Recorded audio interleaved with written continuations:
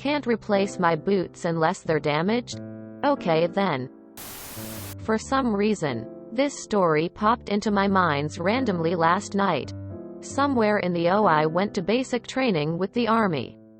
As part of my issue, I received 2 pairs of boots, affectionately known as summers and winters, for obvious reasons. I tried them on at SIF and had a hard time with the summers. They had this god-awful seam that was chewing at the back of my heels. SIF in all their wisdom said, "They fit. Nothing we can do." It was so bad that I was bleeding and couldn't even march. I was in tears from the pain. I figured it was worth getting smoked for wearing winters in June. It was such a relief to not feel constant grinding on my heels. I didn't even care. They eventually had to put me on a sneaker profile while at camp on the 12-mile. Finally, after 10 weeks suffering by boot or by smoking, we made it to 8. At 8, soldiers are allowed to DX, trade in, clothing where we weren't allowed at all in basic. So off I go to DX my boots. Finally, I fill in my form, hand the boots over, and get told, "Sorry, we can't DX clothing unless it's damaged." I explained the situation and the soldier at the counter stared at me and restated, "They're not damaged." Resigned to my fate, I took my boots of pain plus 3 AC to a nearby bench where a fellow soldier sat. She wielded a pair of scissors with such ferocity that her boots didn't stand a chance. I asked her in my E3 naivete, "Why are you cutting holes in your boots?" She explained to me that SIF won't allow a DX unless the item is damaged. I was shocked. What a waste of money. What a waste of boots that may have some redeeming value as a planter. She then handed me the scissors. "Need them? I'm done." She raised her eyebrow as to ask. I grabbed the scissors and went to town on those damn boots. I revisited the counter with my damaged boots. The DX went smoothly, and my new summers fit great. I never had another problem with boots in my 6 years. Sounds like you didn't have a choice. It isn't a waste if the boots are crap to begin with. Good riddance. I have terrible scars on my heels from this. I don't know why they are so incompetent.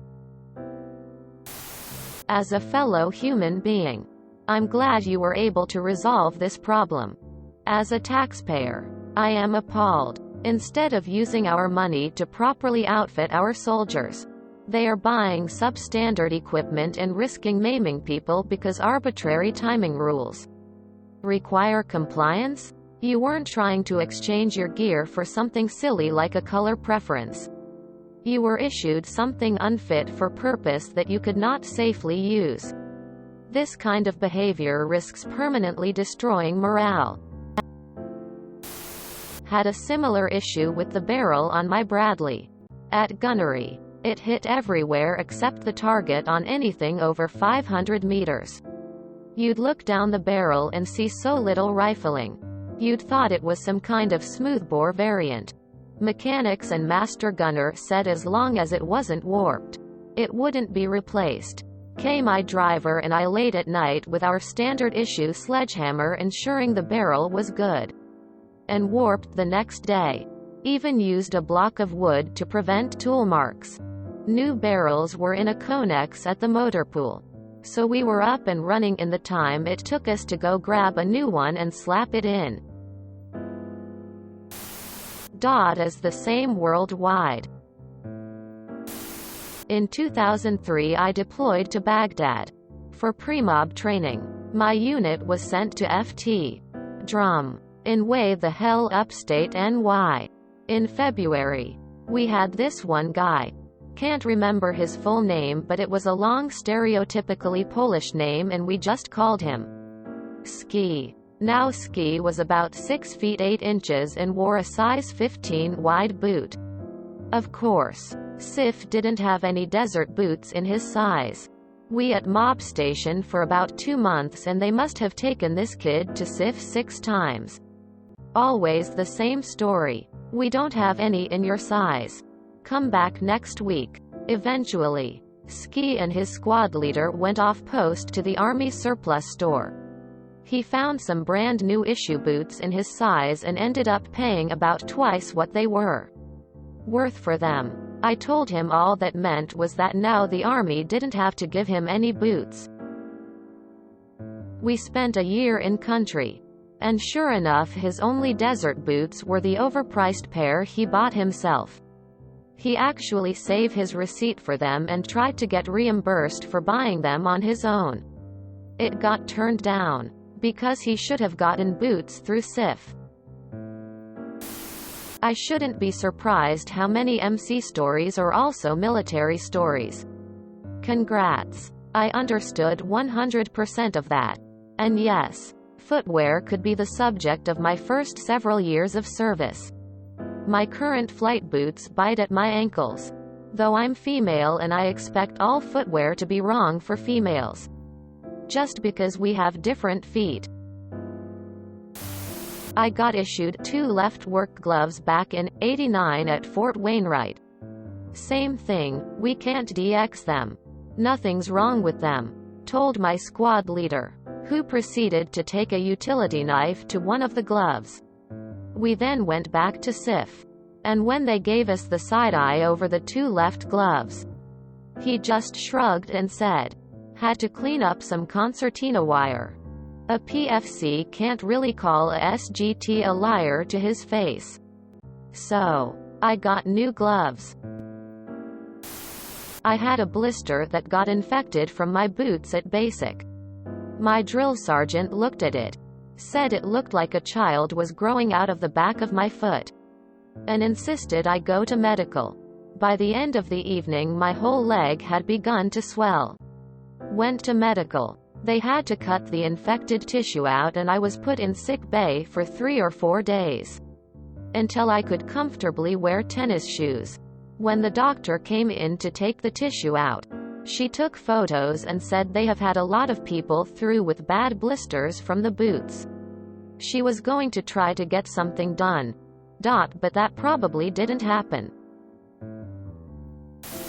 I read another soldier on here say they laugh at the term, military spec, as a selling point. As if that's really good. They said military spec means stuff like, the buttons are exactly X inches apart, and stuff like that. The kind of really anal detail stuff that's about passing inspection, etc. But nothing about quality, and it's usually shit. When I went to basic, some of us got handed used boots.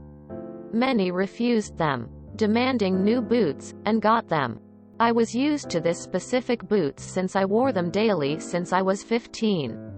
Took the used boots with a big smile on my face. I was the only one without problems on our first marches. Those damn things needed to be worn for weeks until the leather finally was soft enough to not pit harm on your feet. Not USBTW. Oh Lord. I had blisters the size of a tennis ball after the 12-mile ruck. No wonder I couldn't walk properly halfway through. We couldn't even go upstairs to shower right away 'cause of some kind of basic training ending ceremony thingy. Couldn't enjoy a damn minute. I used to work landscaping in the falls as a side job. My normal job requires rubber boots. Seafood industry. So work boots were never much of a priority. I had a pair of boots my dad got that were too big for him but fit me great that he gave me because he waited too long to exchange them skull anyway. They were fine for a while. But they started rubbing the back of my heels raw working on my feet all day with a leaf blower on my back. I think they were Timberland Pros with a 2-inch heel and they went like halfway up your calf and they were steel toe. I couldn't take it and finally broke down and bought ironically another pair of Timberland Pros. Just the regular 6-inch ones with a 1-inch heel. The heel material on them has also rubbed to be tattered AF. but still comfortable. Seriously though, Timberland being such a well-known company for boots, you'd expect better heel structure. Or maybe I just have weird feet. I always heard that the army demanded that soldiers take very good care of their feet. This attitude is ridiculous. What's CIT? And 8? And DX? And 3AC? And E3? That little fold of leather at the seam that was destroying your heel? It was in every single pair of boots made by Bates. When they switched the Navy over to that blue camo uniform, we had to start wearing those boots in. Every person I knew had a bloody heels for a month or two until they broke in and softened up. Such shit. This is so fucking stupid. I hate that you had to go through that. For an organization that says it hates fraud, waste, and abuse of its resources. The military sure as hell commits a lot of fraud, waste, and abuse against its own resources. This reminds me of a situation I ran into at college. I wanted to try out the 3D printer at the library for a personal project, and the assistant asked me if the project was for a class. I was raised to be an honest boy, so I said, no. The assistant replied, the 3D printer is only allowed to be used on things that are for a class. Is your project for a class? Quote. Catching on to the hints he was dropping, I said, oh, yes, and the rest of the interaction resumed as normal. It seems the soldier at the counter at DX was trying to hint to you the same way as the guy in the library. Sometimes the people running things have the rules from the higher-ups they need to follow. But they know how to help other people work within those rules to get what they want. When I etzed, there was a god-awful clearing process. One item, I forgot which, sent me back 5 times for cleaning. Then a fellow soldier, worked in supply, told me that damaged items did not need to be cleaned. Took me all of 5 minutes to finish clearing. Glad to know our taxpayer dollars are constantly wasted time and again. If you enjoyed this video, please check out our playlists full of similar content. Epicaricast is like doom scrolling for your ears. Please like, share, and subscribe.